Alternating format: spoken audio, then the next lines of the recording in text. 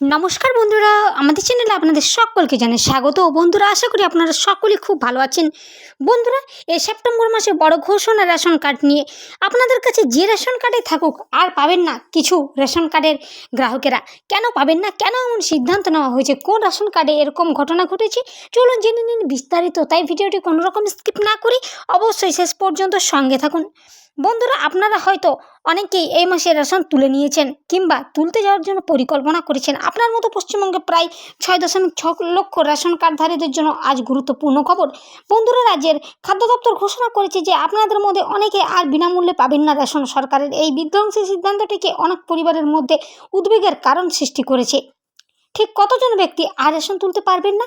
যে সমস্ত গ্রাহকেরা বিনামূল্যে রেশন পাবেন না, সেই সমস্ত ক্ষতিগ্রস্তদের জন্য 5.46 লক্ষ কার্ডধারী প্রায়োরিটি হাউসহোল্ড অর্থাৎ PHH বিভাগের এবং 57,263 অন্নদয় অন্ন যোজনা AAY বিভাগের।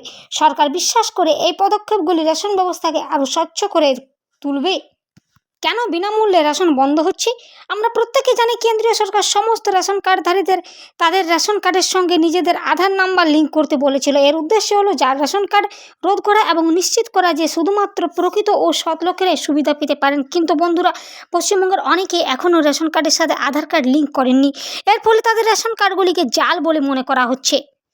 বন্ধুরা, সরকার দুর্নীতিবাদী রেশন ডিলারদের বিরুদ্ধে কঠোর ব্যবস্থা নিয়েছে। ইতিমধ্যে 3,631টি রেশন দোকানে অভিযান চালিয়ে 84 জন ডিলারকে সাসপেন্ড করেছে এবং 27 জন ডিলারকে লাইসেন্স বাতিল করেছে। বন্ধুরা, কারণ একটাই, যে দুর্নীতি দীর্ঘদিন ধরে চলছিল, সব কিছু জানা সত্ত্বেও তারা কিছু করেনি। কিভাবে আপনারা যারা এখন ইচ্ছুক আধার কার্ডের সাথে রেশন কার্ড লিঙ্ক করার, চলুন জেনে নিন।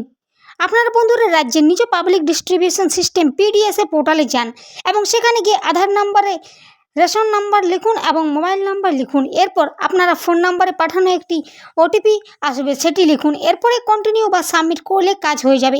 অফলাইনে করার জন্য আপনারা প্রথমে স্থানীয় রেশন দোকানে যান। পরিবারের সকল সদস্যদের পাশাপাশি আপনার রেশন কার্ড এবং আধার কার্ডের ফটোকপি আনুন।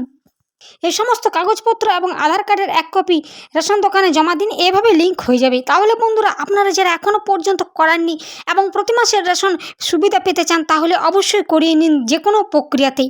বন্ধুরা, এই ছিল আজকে রেশন কার্ড নিয়ে বিশেষ কিছু গুরুত্বপূর্ণ প্রয়োজনীয় আপডেট। এরকম প্রতিদিনের প্রয়োজনীয় আপডেট পেতে চ্যানেলটি সাবস্ক্রাইব করুন। ধন্যবাদ।